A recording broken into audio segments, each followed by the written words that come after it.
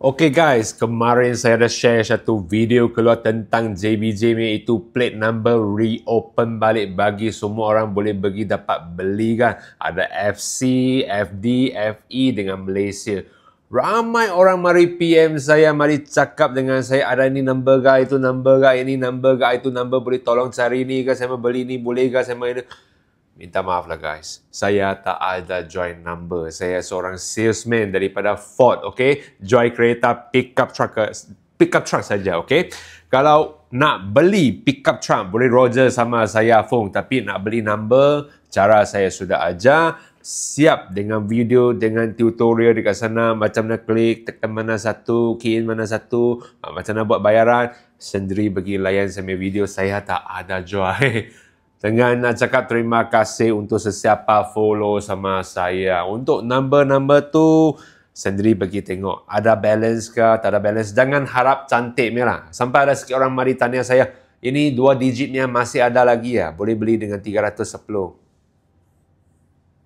Kalau boleh dapat Roger saya pun mau beli juga. Ada sikit tanya, 3 digit ni masih ada lagi ya? Mustahil, tak mungkin ada. Sebab kenapa?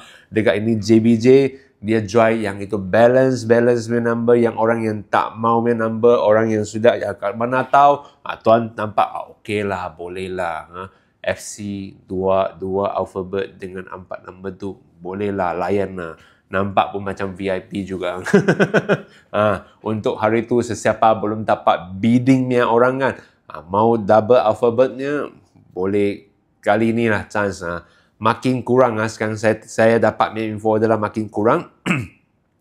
Dengan geng-geng minta tolong jangan komen-komen yang orang nampak tak berapa elok itu number dekat bawah seperti itu 8481 lah. Tahu punya orang tahu.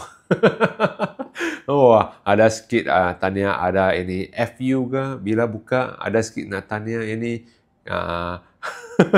saya pun tak mau cerita banyak lah. Minta tolong.